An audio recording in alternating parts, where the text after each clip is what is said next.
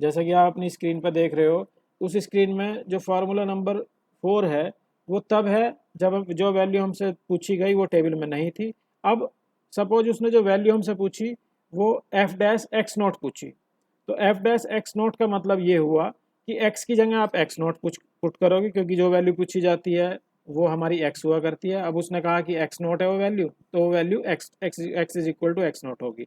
ये वैल्यू हमने यू में पुट करी, यू हो जाएगा आपका x minus x not, x की जगह आपने पुट कर दिया x zero, x zero minus x zero आपका कैंसिल हो गया, तो यू की वैल्यू आई जीरो।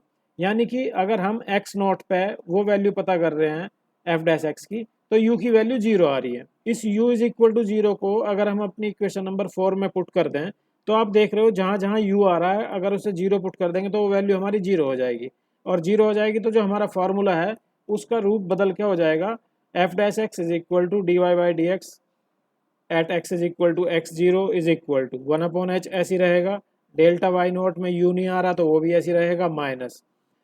फार्मूला नंबर 4 में 2u minus one upon factorial 2 है डेल स्क्वायर के साथ, तो उसमें u को जब आप जीरो पुट कर दोगे तो बचेगा माइनस वन अपॉन फैक्टोरियल 2। तो इसलिए जो सेकंड टर्म है आपकी फार्मूले की, अब जो हम स्टडी कर रहे हैं वो आ जाएगा del square y naught upon factorial 2 plus third जो टर्म है डेल्टा क्यूब वाली फार्मूला नंबर 4 में दोनों यू की टर्म तो जीरो हो जाएंगी, बचेगा 2 अपॉन फैक्टोरियल 3। 2 अपॉन फैक्टोरियल 3 में जब आप फैक्टोरियल 3 को ओपन करोगे तो 2 से 2 कैंसिल हो जाएगा, बचेगा सिर्फ फैक्टोरियल 3 में से 3 बचेगा। तो इस केस में आपको टर्म मिली del cube y naught upon 3। Similarly next term आप अपने पैटर्न से लिख सकते हो डेल्टा की power 4 upon 4 with a negative sign, क्योंकि प्लस माइनस आपके अल्टरनेट आ रहे हैं। तो ये फॉर्मूला आपका तब है जब जो वैल्यू आपसे पूछी जा रही है वो टेबल के अंदर ही आपको दे रखी हो। So this is the Newton's forward formula for a derivative if the value of x at which f dash x to be found is given in the table. So you will use this formula. ये दोनों ही फॉर्मूले आपके ज़्यादा tough नहीं है, आसान है, लेकिन अब जैसे एफ डैश एक्स उसने पता करने के लिए कहा तो यहाँ तक तो ठीक है। अगर वो एफ डबल डैश एक्स पता करने के लिए आपसे बोल दे तो एफ डबल डैश एक्स पता करने के लिए आपको एफ डैश एक्स को एक बार और डिफ्रेंशिएट करना पड़ेगा, और डिफ्रेंशिएट करना पड़ेगा। तो उस केस में बेटर ये है कि जो हमें टेबल दी हुई है एक्स और वाई या एक्स और एफ डैश की एफ एक्स की वैल्यूज़ की जो हमें टेबल दी हुई है उसमें Newton's forward difference formula apply करो पॉलिनोमियल फाइंड करने के लिए। पॉलिनोमियल फाइंड करने का मतलब आपको एफ एक्स की वैल्यू एक पॉलिनोमियल के तौर पे मिल जाएगी। अब आप उस एफ एक्स को कितनी बार भी डिफ्रेंशिएट कर लो, एक बार करोगे तो एफ डैश मिल जाएगा, दो बार करोगे एफ डबल डैश मिल जाएगा। इस तरह आप कितनी बार भी उसको डिफ्रेंशिएट कर लोगे तो जो भी उसने जितने भी ऑर्डर का डेरिवेटिव आपसे पूछा होगा वो आप इजीली फाउंड कर सकते हो। तो उस केस में पॉलिनोमियल फाउंड करना ज़्यादा बेटर है बजाय इस फॉर्मूले को अप्लाई करने के। Anyway we move on to the next slide, और जो हमारी नेक्स्ट स्लाइड है उसके बाद हम डिस्कस करते हैं।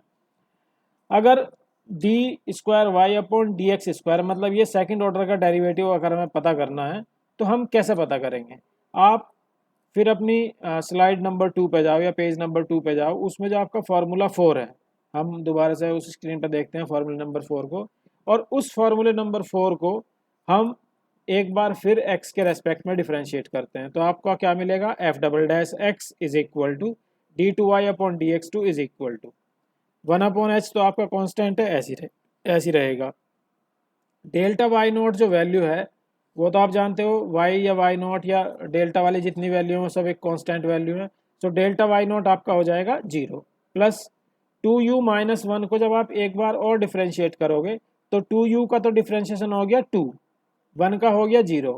तो ये वैल्यू आपकी हुई 1 अपॉन फैक्टोरियल 2 इन टू, क्योंकि ये u दे रखा है और आप x के रेस्पेक्ट में डिफ्रेंशिएट कर रहे हो तो एक टर्म आपकी आ जाएगी d u upon d x into del square y naught. इसको हम देखते हैं अपनी नेक्स्ट पेज पे। तो नेक्स्ट पेज पे आप देख रहे हो वही जो मैंने अभी आपको बताया, 2 इंटू यू का डिफ्रेंशिएशन 1 हो गया minus 0 upon factorial 2 del square y naught plus, फिर दूसरे ब्रैकेट में आपके पास था वहाँ पे 3u स्क्वायर माइनस 6u। जब आप 3u स्क्वायर को डिफ्रेंशिएट करोगे तो आ जाएगा 6u माइनस, जब फार्मूला नंबर 4 में 6u को डिफ्रेंशिएट करोगे तो आ जाएगा 6, और जो कांस्टेंट टर्म है वो हो जाएगी 0 अपॉन फैक्टोरियल 3। इसमें भी आपका एक D u upon d x आएगा, यानी कि हर एक टर्म में आपका D u upon d x आएगा। उस D u upon d x को आपने कॉमन लेकर बाहर लिख लिया।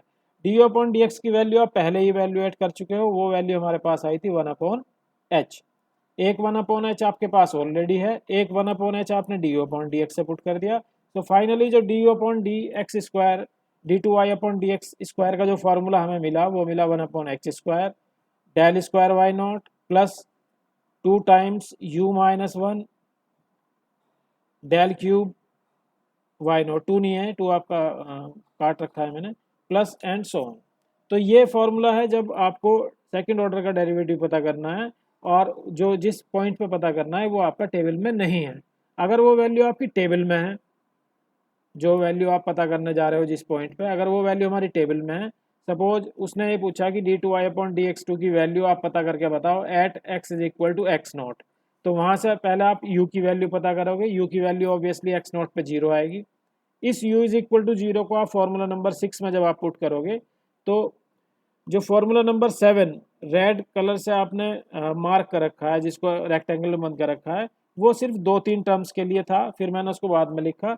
बेटर यह है कि उसके नीचे जो आपने लिखा हुआ है d2y/dx2 at x is equal to 0, जिसको ब्लू कलर के पेन से आपने सर्किल कर रखा है, वो आपका फॉर्मूला बनेगा जब आपको सेकंड ऑर्डर का डेरिवेटिव पता करना है और जिस पॉइंट पे पता करना है वो आपका टेबल में नहीं है। इन दिस केस आप ये देख रहे हो कि जो फॉर्मूला है उसको याद करना टिपिकल हो जाएगा आपके लिए, टिपिकल हो जाएगा। तो इस केस में बेटर ये है कि पहले आप पता करो अपनी पॉलिनोमियल जो दिया हुआ डाटा है, उस पॉलिनोमियल को आप 2 बार डिफ्रेंशिएट करो। 2 बार डिफ्रेंशिएट करने के बाद जहाँ जहाँ आपके पास x आ रहा है उस पर आप x is equal to x naught put कर दो, तो आप इजीली जो वैल्यू इस फार्मूले से आपको मिलेगी वो वैल्यू आपको डायरेक्टली वहाँ से मिल जाएगी। सो पॉलिनोमियल फाइंड करने का जो तरीका है वो ज़्यादा बेटर है जब आप यूज़ करते हो हायर ऑर्डर के डेरिवेटिव्स। अब इसी केस में आप देखते हैं कि ये हमारे पास फॉर्मूला आ गया जिसमें f डबल डैश x हमने पता करा। अब जब तक कोई न्यूमेरिकल प्रॉब्लम ना हो, ये नीचे आपको ये दिया हुआ है कि फार्मूला 6 आप कब यूज़ करोगे और फार्मूला 7 आप कब यूज़ करोगे। अब हम देखते हैं कोई न्यूमेरिकल प्रॉब्लम जिससे हमें ज़्यादा क्लियर हो कि हमने इसमें क्या किया। आपको एक अब जो आप नेक्स्ट क्वेश्चन डील करने जा रहे हो उसमें आपसे एक आ गया find y'0 and y'0 for the given table. एक आपको एक टेबल दी हुई है और डेरिवेटिव पता करने हैं, और जो टेबल की वैल्यूज़ हैं वो हैं x की वैल्यू 0 1 2 3 4 5 और उसके कॉरस्पॉन्डिंग y की वैल्यूज़ दे रखी हैं 4 8 15 7 6 और 2। अब उसने जो पूछा आपसे y'0, तो पहले हमने देखा कि किस पॉइंट पर पूछा, पॉइंट है हमारा 0। 0 पॉइंट हमारा कहाँ आ रहा है, स्टार्टिंग के नज़दीक, या ये कह लो कि पहला ही पॉइंट है, टेबल के अंदर ही है, लेकिन हम ये कहेंगे कि वो हमारा स्टार्टिंग में वो पॉइंट आ रहा है। तो स्टार्टिंग में आने का मतलब we will use Newton's forward formula. ये तो हमारा तय हो गया, फॉरवर्ड फार्मूला यूज़ करेंगे। उससे पहले हमने ये चेक कर लिया था जो x की वैल्यूज़ हैं क्या वो सारी की सारी इक्वली स्पेस्ड हैं या नहीं। तो आप देख रहे हो जो x की वैल्यूज़ है 0 1 2 3 4 5 वो सारी की सारी आपकी उनका इंटरवल आपका सेम है और वो इंटरवल का डिफरेंस जो है 1 आ रहा है। y की वैल्यू से हमें कोई फ़र्क नहीं पड़ता, y की आप कुछ भी वैल्यू हो। तो इस केस में सबसे पहला काम आपने u पता करा। u की वैल्यू हुआ करती है x minus x not upon h। x आपका वो वैल्यू जो उसने पूछा है आपसे और वो पूछा है उसने 0 पॉइंट पे, और x नॉट आपकी वो वैल्यू जो टेबल की स्टार्टिंग वैल्यू है, तो दोनों ही वैल्यू आपकी 0 हैं। 0 minus 0 that will be 0। So u की वैल्यू हमारे पास आई 0। तो जो अभी हमने लास्ट स्लाइड में जो अपने फार्मूले देखे, अब हम वो फार्मूला यूज़ करेंगे जो टेबल में दी हुई वैल्यूज़ के लिए हमने पता करा था। तो इस केस में पहले हमने फॉरवर्ड डिफरेंस टेबल तैयार करी। फॉरवर्ड डिफरेंस टेबल तैयार करना आप अच्छे से जानते हो, और आपको ये भी मालूम है कि जब आप फॉरवर्ड डिफरेंस टेबल तैयार करते हो तो डाटा के बीच में एक एक लाइन का गैप देते हो ताकि टेबल आप अच्छे से प्रिपेयर कर सको।